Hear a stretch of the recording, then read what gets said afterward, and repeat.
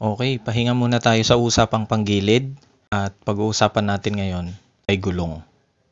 Pero bago yan, shoutout muna tayo. Shoutout kay Onad de la Cruz, Jang Jong Kang, BJ Villanueva, Axel Braga, Arlon Ruby, Bayer Gab, Gerald Parao, Rodi Movie Gili, Joshua Mark Malapit, GV Javier, Chris Manyo, Arlon Macaraeg, Mio46 Motovlog, Alvin Hernandez, Ray Gonzalez, Alvin Herrera, Efren Capasilio and Friends, Moto SK Vlogs, Elso Apalinte Jr., Mio Motovlog. Siya nga pala guys, yung mga merong tanong dyan sa inyo tungkol sa wirings, pwede nyong puntahan si JR Risco Suave Works. Ayan, sa channel na yan, dinidiscuss niya ang napakaraming bagay tungkol sa wirings at pwede nyo siyang tanungin. Puntahan nyo siya, tapos bash nyo na rin. Hindi, joke lang. Tama na yung ako lang binabash nyo. At sa mga viewers ko na Rusi owners, pwede nyo rin puntahan si Cypro Vlogs. Rusi Royal yung motor niya. At makaka-relate kayo sa kanya kung paano niya tinatrato yung motor niya. At sinishare niya rin sa mga vlogs niya yung mga pinupuntahan niya gamit yung Rusi Royal niya. Okay, dito na tayo sa usapang gulong. Ano nga bang mas mabilis? Yung manipis o yung makapal? Well, bago yan, intro muna tayo. Kumusta kayo mga nilala? Maraming nagsasabi na mas mabilis daw ang top speed ng motor mo kapag manipis ang gulong mo. May mga nagsasabi naman na hindi daw yun totoo. Well, alam nyo, kapag nagpalit kayo ng medyo mas malapad o mas makapal na gulong, pwedeng bumagal o bumilis ang motor nyo. Laiwe! At pag nagpalit kayo ng payat o manipis na gulong, pwedeng bumilis o bumagal din ang motor nyo. Teka, parang nalito ako dun ah. Well, para hindi kayo malito, at for the sake of this discussion, sabihin na lang natin na yung isang buong ikot ng gulong ay katumbas ng isang hakbang. Kapag nagpalit ka ng mas malaki o mas malapad na gulong, ang posibilidad niyan, lalaki yung hakbang ng motor mo. At kapag nagpalit ka naman ng mas manipis o mas payat na gulong, ang posibilidad naman niyan ay liliit yung hakbang ng motor mo. Ngayon, bakit natin pinag-uusapan yung hakbang-hakbang na yan? Kasi mga paps, yung speedometer natin, nakakalibrate yan o nakatono yan base sa laki ng hakbang ng stock na gulong mo. Ibig sabihin, pag nagpalit ka ng sukat ng gulong kay malapad man yan o mas manipis yan, hindi na magiging accurate yung nakikita mo sa speedometer mo. So kapag nagmakapal ka na gulong at bumaba ang reading ng speedometer mo, hindi ibig sabihin nun agad na bumagal ka. Pwedeng yun pa rin ang top speed mo. Actually, pwedeng nadagdagan pa nga eh. Ganun din pag manipis na gulong. Pag nagmanipis ka ng gulong at tumaas ang reading mo ng top speed sa speedometer, hindi ibig sabihin nun na yung actual na takbo ng motor mo ay mas mabilis kaysa dun sa dating takbo ng motor mo nung nakastock pa na gulong. Pwedeng nagstay ka lang din sa dati mong top speed, pwedeng bumilis ka talaga, pwedeng bumagal ka. May paraan para ma-analyze mo kung talagang bumilis ka nga dahil tumaas yung reading ng speedometer mo or bumagal ka dahil bumaba yung reading ng speedometer mo. Stay lang kayo sa video na to kasi ibibigay ko sa inyo yung pinakamabilis na alam ko na method para ma-analyze mo kung talaga bang bumilis ka o bumagal ka, regardless kung nagmakapal ka o manipis na gulong. Ibibigay ko muna yung mga posibilidad kung bakit pwedeng bumagal ang motor mo kapag makapal ang gulong mo. Well, una kasi mabigat yung gulong. Mas mabigat siya kaysa sa stock. Pangalawa, dahil mas malapad yung gulong, mas malaki rin o mas malapad yung portion niya na kumakapit sa kalsada. Which means, yung resistance na kinokos ng rolling friction, pwedeng makadagdag siya dun sa load ng motor mo. Pangatlo, kasi lalaki yung hakbang ng motor mo. At may posibilidad na yung motor mo naman ay hindi kayanin yung hakbang na yon. Parang napupwersa siya. Ito naman yung posibilidad kung bakit pwedeng bumilis naman ang motor mo kapag nagpalit ka ng makapal na gulong. Kahit bumigat ang motor mo, at kahit lumapad yung kapit niya sa kalsada, at kahit na lumaki yung hakbang niya, pwedeng kaya pa rin siya ng overall output ng motor mo. Kapag ganon, may posibilidad na bumilis talaga yung top speed mo. Kasi lumaki yung hakbang niya eh. So sa bawat ikot ng gulong, mas malayo yung natatravel niya. kumpara dun sa dati. Pero yon ay kung kaya ng power ng motor mo yung sukat at timbang ng bagong gulong. So, ganun din sa mas manipis o mas payat na gulong. Ibibigay ko sa inyo yung dahilan kung bakit pwede ka namang bumagal kapag ka manipis yung gulong mo. Kasi, maliit yung hakbang niya. So, yung nalalakbay ng isang buong ikot ng stock na gulong ay mas mahaba kesa sa nalalakbay ng isang buong ikot ng mas manipis at mas payat na gulong. Yun yung tinatawag nating circumference. At kaya naman may posibilidad na bumilis ang motor mo pag maliit ang gulong mo. Kasi magaan, mababa rin yung resistance na dinudulot ng rolling friction niya kasi manipis lang yung portion niya na nakalapat sa kalsada. Ngayon, ang kadalasang reaksyon ng speedometer mo kapag nagmakapal ka ng gulong, bumababa yung pinaka-top speed mo dun sa speedometer mismo. Kapag naman nagmanipis ka ng gulong, dun sa reading ng speedometer mo mismo, ang kadalasang reaksyon niyan ay tumataas yung reading ng top speed mo. Pero bumilis ka nga ba? Bumagal ka nga ba? Dito mo malalaman. Panoorin mo to at pakinggan mong maigi para mawala na yung agam-agam mo tungkol sa gulong ng motor mo. So, eto na tayo mga paps, ano? Ituturo ko ngayon sa inyo kung paano nyo maa-analyze kung bumilis o bumagal ba kayo after nyo magpalit ng manipis o makapal na gulong. Kasi meron at merong pagbabago sa reading ng speedometer nyo eh. Hindi na magiging accurate yan kasi nga calibrated yung speedometer mo sa sukat ng stock na gulong mo. Okay? So, pupunta kayo sa website na to, tacomaworld.com. Meron silang tire size calculator. Guys, hindi ko sila sponsor ha. Hindi sponsored tong video na to. Gusto ko lang yung calculator na ginagamit nila. So again, ito ang website, tacomaworld.com. So may mga makikita kayong field dyan. Dito, current tire size, ibig sabihin yan, yung stock na sukat ng gulong mo. Which is nilagay ko dyan, 70-90. Kasi yun ang sukat ng stock na gulong ng SkyDrive. Tapos, 14, yan yung diameter ng mags mo o ng rim mo. So gagamit tayo ng iba't ibang example dito, ano. So halimbawa na lang ako, yung SkyDrive ko from 70-90. Nagpalit ako ng 90/80 sa gulong ko sa unahan. Well, bakit ko binanggit na gulong sa unahan? Simple lang, kasi yung speedometer ko konektado sa gulong ko sa unahan eh. So yung bilis ko ay natatansya ng speedometer ko base sa ikot ng gulong ko sa unahan, hindi sa likod. So mabalik tayo dito sa calculator, ano. So, nagpalit nga ako ng 90/80. So ilalagay natin dito 90/80. Ito hindi na natin babaguhin kasi hindi naman ako nagpalit ng sukat ng mags. So, lagay natin dyan 90/80. Tapos, i-click natin tong calculate button. Pero bago ko i-calculate yan, gusto ko lang sabihin sa inyo, hindi ito para i-predict kung bibilis o babagal ka ba bago ka palang magpalit ng gulong. Gagamitin mo tong calculator na to kapag nakapagpalit ka na at naikumpara mo na yung top speed reading mo dun sa stock na gulong at sa bagong gulong. So, i-calculate na natin. So, ayun, nakita nyo naman, sa visualization pa lang, ito yung stock na gulong at ito yung 90/80 na gulong. Dito pa lang sa picture, medyo mapapansin nyo na mas malapad to. Okay, para makita nyo talaga yung diferensya, pwede nyo namang i-click yung overlay option at yung nakikita nyo na red line, yun yung sukat nung bagong gulong. Tapos yung stock na gulong mo, yung kulay itim. So, nakikita nyo, mas malaki talaga yung bago. Mas malaki talaga yung 90/80 kumpara sa stock ko na 70/90. Ngayon, bago natin to ituloy, yung top speed reading ko dun sa stock na gulong ko dati, 115 kph. Naglalaro siya ng mga 114, 115, ganon.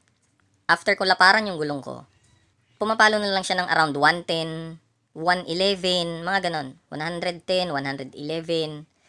Nandun lang sa area na yon. So, kinabahan na ako. Iniisip ko, kailangan ko na yata bumalik sa stock na gulong kasi bumaba yung top speed ko eh.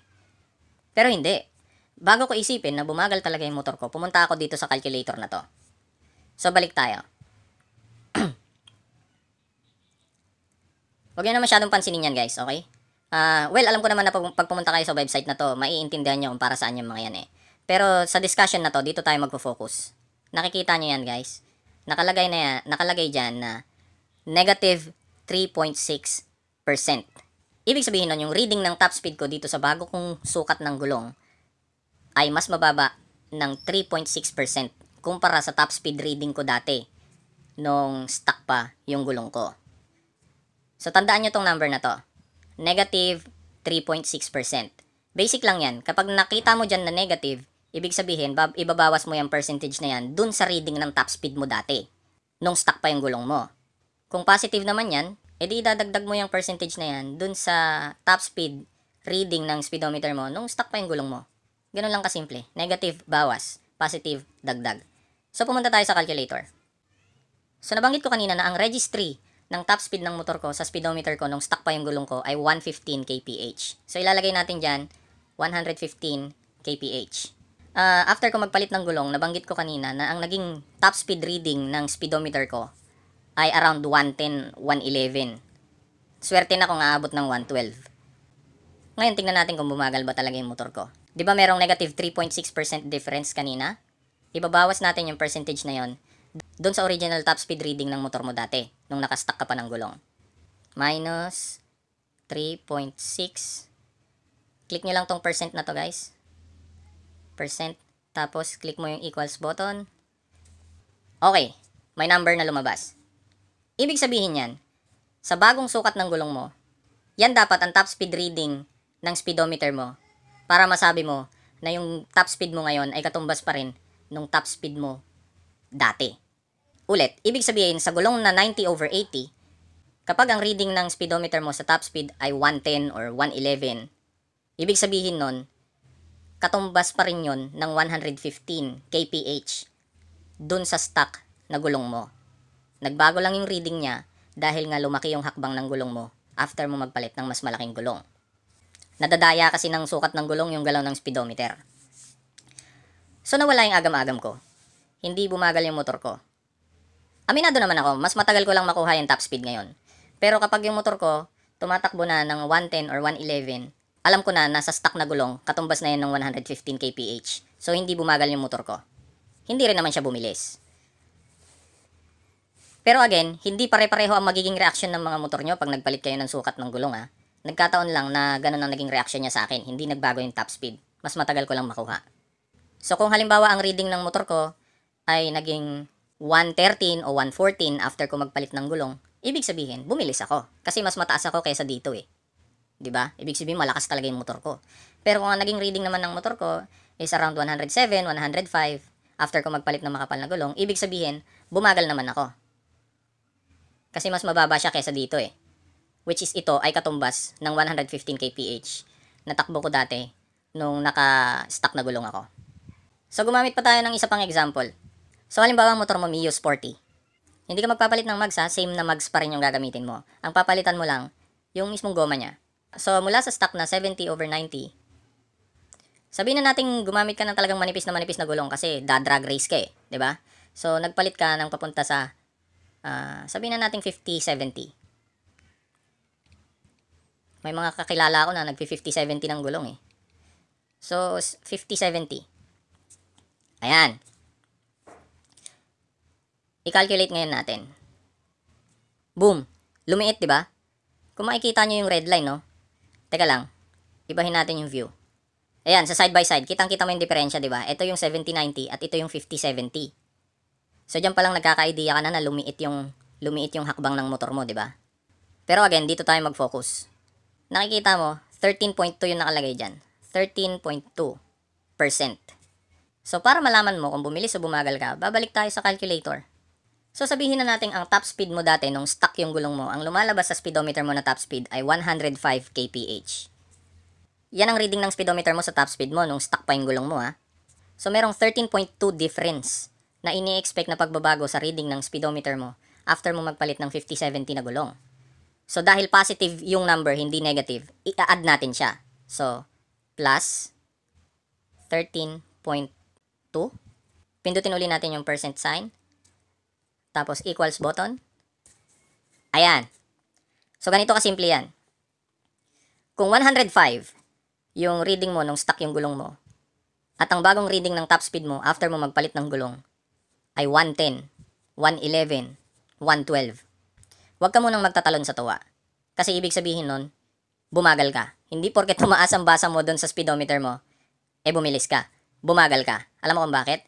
Kasi dapat, ang takbo ng motor mo para masabi mo na natutumbasan mo pa rin yung bilis ng motor mo dati, dapat ang reading ng speedometer mo sa top speed after mo magpalit ng gulong ay 118 kph. So kapag mas mababa dyan yung reading ng speedometer mo after mo magpalit ng manipis na gulong, again, specific lang to sa 50-70 kung magmamanipis kayo ng gulong at ibang sukat ang gagamitin nyo, syempre, babalikan nyo yung calculator na pinakita ko sa inyo kanina, tapos kukunin nyo yung percentage. Kasi yung percentage na yon, nagbabago depende sa magiging sukat ng bagong gulong nyo eh.